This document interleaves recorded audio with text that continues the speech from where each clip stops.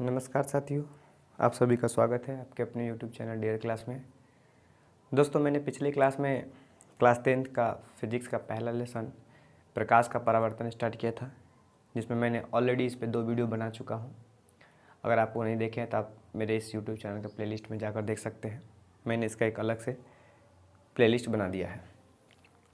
तो पिछले क्लास में मैंने आपको प्रकाश के परावर्तन संबंधित कुछ मुख्य बातों को पढ़ाया था, जिसमें मैंने आपको प्रकाश के बारे में बताया था, प्रकाश के परावर्तन के बारे में बताया था और परावर्तन के नियमों के बारे में बताया था।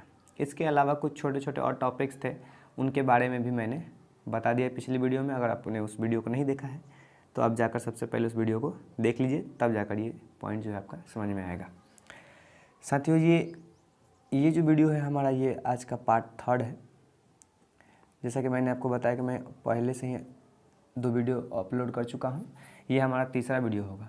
तो आज के इस वीडियो में हम लोग जानने वाले हैं समतल दर्पण से बने प्रतिबिंब के बारे में। समतल दर्पण कहने का अर्थ हुआ प्लेन मिरर। एक प्लेन मिरर से किस प्रकार से प्रतिबिंब बनते हैं, इमेज बनता है और उसकी क्या क्वालिटीज़ होती है। अक्सर एग्जाम में ये सवाल पूछे जाते हैं कि समतल दर्पण से बने प्रतिबिंब की क्या विशेषता होगी। तो फटाफट मैं उन सबको लिख लेता हूँ और फिर मैं आपको एक एक करके आपको बताने का काम करता हूँ। तो चलिए वीडियो को स्टार्ट करते हैं। दोस्तों, समतल दर्पण से बने प्रतिबिंब की कुछ विशेषताएं होती हैं, जिन्हें हम लोग कुछ पॉइंट करके लिखेंगे। तो सबसे पहले मैं आपको बता दूं कि समतल दर्पण होता क्या है। समतल दर्पण एक ऐसा दर्पण होता है जिसका सरफेस, मतलब जिसका सतह एकदम प्लेन होता है। जिस मिरर का परावर्तक सतह, जिससे लाइट रिफ्लेक्ट होने वाली, टकरा कर लौटने वाली है, वह सतह एकदम प्लेन होती है, तो वैसे दर्पण को हम लोग कहते हैं समतल दर्पण। और जब किसी ऑब्जेक्ट को इस दर्पण के सामने रखा जाता है तो उससे जो प्रतिबिंब बनते हैं उससे कुछ विशेषताएं भी होती है। दोस्तों, मैं अब आगे चलकर मैं आपको बताऊंगा कि प्रतिबिंब क्या होता है और ये दर्पण के क्या होते हैं। तो फटाफट मैं लिख देता हूँ, फिर आपको बताता हूँ। तो मैंने यहाँ पे ये जो आप मेरे हाथ में ये मिरर देख रहे हैं, यह एक प्रकार का समतल दर्पण है। तो यहाँ पे मैंने अभी आपको बताया जिसका परावर्तक सतह एकदम सीधा होता है उसे हम लोग समतल दर्पण कहते हैं।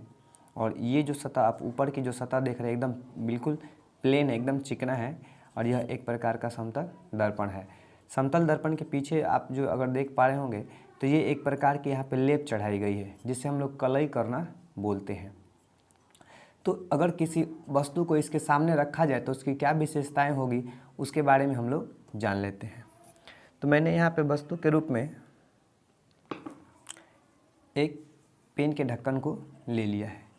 अगर आप इसका प्रतिबिंब देख सकते हो तो आप स्पष्ट रूप से देखिएगा कि ये जितने आकार इस वस्तु का है और ये जिस प्रकार वस्तु है एकदम सेम टू सेम उसका इमेज आपके मिरर में भी शो कर रहा है। दोस्तों, हमारे घरों में जो इमेज होता है, हमारे घरों में जो मिरर का इस्तेमाल किया जाता है वो लगभग सभी के सभी जो मिरर होती है, जो दर्पण होते हैं, वो समतल दर्पण ही होते हैं। अक्सर हम अपना सुबह सुबह जो चेहरा देखते हैं, तो जिस दर्पण में हम लोग अपने चेहरे को देखते हैं वो दर्पण भी हमारा समतल दर्पण ही होता है। तो यहाँ पे लिखा गया है, इसकी पहली विशेषताओं में लिखा गया है कि यह वस्तु का हमेशा सीधा प्रतिबिंब बनाता है। समतल दर्पण से जो प्रतिबिंब बनते हैं उसकी कुछ विशेषताओं को मैंने लिख दिया है, एक एक करके मैं इन विशेषताओं को आपको समझा देता हूँ। यहाँ पे लिखा गया है कि यह वस्तु का हमेशा सीधा प्रतिबिंब बनाता है। दोस्तों, सीधा प्रतिबिंब का क्या अर्थ होता है, इसको समझिए। आप मेरे हाथों में एक समतल दर्पण देख रहे हैं और ये मेरे दूसरे हाथ में एक वस्तु रखी गई है। तो जब मैं इस वस्तु को इस दर्पण के सामने ला रहा हूँ तो आप देख सकते हैं कि इस वस्तु का एकदम सीधा प्रतिबिंब बन रहा है। सीधा कहने का मतलब उल्टा अगर बनता तो ये प्रतिबिंब नीचे की ओर दिखाई देता, लेकिन वस्तु भी हमारी एकदम ऊपर की ओर खड़ी है और इसका प्रतिबिंब भी हमें ऊपर की ओर ही दिखाई दे रहा है। अर्थात यहाँ पे पहला स्टेटमेंट यही कह रहा है कि यह वस्तु को हम लोग बिंब भी कहते हैं, तो यह बिंब का हमेशा सीधा प्रतिबिंब बनाता है। उम्मीद करते हैं पहला पॉइंट आप समझ गए होंगे। दूसरा पॉइंट कह रहा है कि यह वस्तु का काल्पनिक प्रतिबिंब बनाता है। दोस्तों, मैं आपको जब प्रतिबिंब पढ़ाऊंगा तो उसमें आपको बताऊंगा कि प्रतिबिंब 2 तरह की होती हैं, जिनमें हम एक को काल्पनिक प्रतिबिंब कहते हैं और दूसरे को हम लोग वास्तविक प्रतिबिंब कहते हैं। काल्पनिक प्रतिबिंब की यह विशेषता होती है कि यह हमेशा सीधा बनता है। तो मैंने अभी आपको इसको दिखाया कि इस दर्पण में इस वस्तु का जो प्रतिबिंब बन रहा है वो एकदम सीधा है, अर्थात ये बनने वाला प्रतिबिंब कैसा होगा, काल्पनिक होगा। आप इसको देख सकते हैं, स्पष्ट रूप से आपको मिरर में दिखाई दे रहा होगा। दूसरा पॉइंट यहाँ पे लिखा गया कि प्रतिबिंब का आकार उतना ही होगा जितना वस्तु का आकार होगा। अर्थात कहने का मतलब ये हुआ कि अगर वस्तु हमारी इतनी साइज की है तो इसका प्रतिबिंब भी हमारा इतनी ही साइज का होगा। अगर वस्तु इससे बड़ी होगी तो उसका प्रतिबिंब भी इससे बड़ा होगा, या वस्तु अगर इससे छोटी होगी तो उसका प्रतिबिंब भी इससे छोटा ही बनेगा। कैसे? तो चलिए इसको देख लेते हैं। मैंने यहाँ पे एक पेन का ढक्कन लिया है। आप देख सकते हैं जितना आकार का पेन का ढक्कन है सेम टू सेम उसी आकार का यहाँ पे उसका प्रतिबिंब भी बन रहा है। और मैंने एक दूसरी वस्तु ली हुई है। अगर आप इसका इमेज प्रतिबिंब देख पा रहे हो तो आप इसमें भी आप नोट कीजिएगा कि जितने आकार की ये वस्तु है इसका प्रतिबिंब भी इस दर्पण के अंदर उतने ही आकार का दिखाई दे रहा है। मतलब तीसरा पॉइंट जो है प्रतिबिंब का आकार उतना ही होगा जितना वस्तु का आकार होगा, ये इसको सेटिस्फाइड कर रहा है। अगला यहाँ पे टॉपिक दिया गया है कि दर्पण के पीछे बनता है। मतलब समतल दर्पण में जो भी प्रतिबिंब बनेगा वो दर्पण के पीछे कहने का मतलब हुआ कि ये इसका परावर्तक सतह हुआ और पीछे ये जो हिस्सा देख रहे हैं ये इसका कलई किया हुआ हिस्सा है। तो जो भी वस्तु इसके सामने रखी जाएगी उसका प्रतिबिंब जो होगा इस पीछे की ओर पीछे की गई कलई पर ही बनेगा। चौथा पॉइंट कह रहा है कि बनने वाला प्रतिबिंब पार्श्विक रूप से उल्टा होगा। फ्रेंड, पार्श्विक रूप से उल्टा क्या होता है इसको मैं आपको समझा देता हूँ। अभी आप इस वस्तु को अगर इसमें आप देख रहे होंगे तो इसका ये जो आप ढक्कन के ऊपर ये जो कवर देख रहे हैं ये इधर ही दिखाई दे रहा है जिधर की ओर वस्तु की गई है, परंतु पार्श्विक रूप से उल्टा होने का मतलब होगा कि जब आप इसमें किसी अक्षर को देखिएगा तो वो आपको उल्टे दिखाई देंगे। वस्तु इधर खड़ी होगी लेकिन इमेज उसका ऐसा दिखाई देगा, तो उसको हम लोग कहते हैं पार्श्विक रूप से उल्टा होना।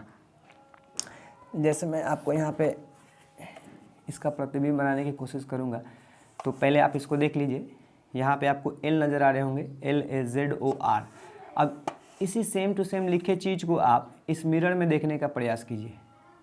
आप स्पष्ट रूप से देख पा रहे होंगे यहाँ पे R जो है इंस्ट्रूमेंट बॉक्स पे कुछ अलग लिखा हुआ है और इस मिरर के अंदर उसका जो इमेज बन रहा है वो थोड़ा अलग बन रहा है।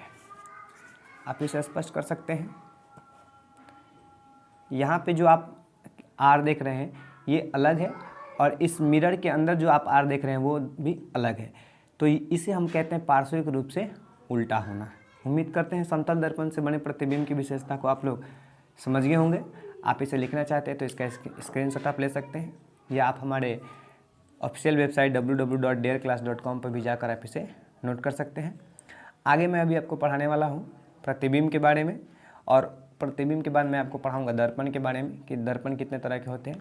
तो फटाफट आप इसको लिख लीजिए तो मैं आगे की ओर बढ़ता हूँ।